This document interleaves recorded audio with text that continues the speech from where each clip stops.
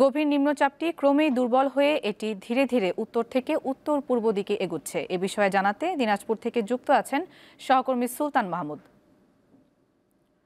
মাহমুদ, জেলায় কি এখনো বৃষ্টি হচ্ছে এবং সার্বিক পরিস্থিতি নিয়ে আমাদেরকে জানাবেন।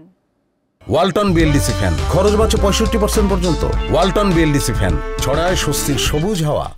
নুসহাত, আমরা সকাল থেকেই দেখেছি যে দিনাজপুরে কিন্তু গুড়ি গুড়ি বৃষ্টি হচ্ছে, এখনো কিন্তু গুড়ি গুড়ি বৃষ্টি হচ্ছে এবং ঘন্টায় 18 থেকে 20 কিলোমিটার বেগে কিন্তু বাতাস প্রবাহিত হচ্ছে, যার কারণে এই এলাকার মানুষের অর্থাৎ একেবারেই যারা নিম্ন আয়ের মানুষ তারা কিন্তু অনেকটাই প্রভাব পড়েছে।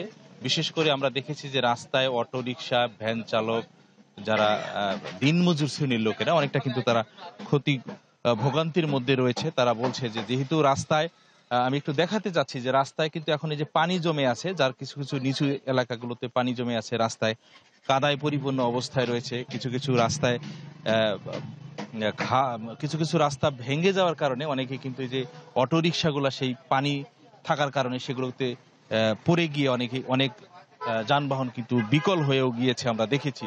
এবং এতে করে এই এলাকার যারা নিম্ন আয়ের মানুষেরা রয়েছে তারা কিন্তু ভোগান্তির মধ্যে রয়েছে। আরেকটি বিষয় আপনাকে জানিয়ে রাখি যে যেহেতু এই এলাকায় এখনো ইরি-বোরো মৌসুম চলছে, অনেকে কিন্তু ধান কাটার যে প্রভাবটি সেটি কিন্তু পড়েছে। এই গুড়ি গুড়ি বৃষ্টির মধ্যে ধান কাটতে পারছে না, যদিও পাকা ধান রয়েছে। এদিকে বাতাস বইতেছে, এতে করে একটু ধানের ক্ষতিগ্রস্ত হচ্ছে। এবং পাশাপাশি আরেকটি বিষয়, সেটি হচ্ছে দিনাজপুর যেহেতু এখন লিচুর একটি মৌসুম চলছে এবং এই লিচুর মৌসুমে দিনাজপুরের যে সবচেয়ে বড়ই লিচুর বাজার নিউ মার্কেট, আমরা দেখেছি যে এখানে এই গুড়ি গুড়ি বৃষ্টির কারণে অনেক লিচু ব্যবসায়ীরাও কিন্তু ক্ষতির মুখে পড়েছে। চাষিরাও কিন্তু লিচু নিয়ে গাছ থেকে নিয়ে এসে পারছে না, এতে করে অনেকেই কিন্তু ভোগান্তির মধ্যে রয়েছে। নুসাদ।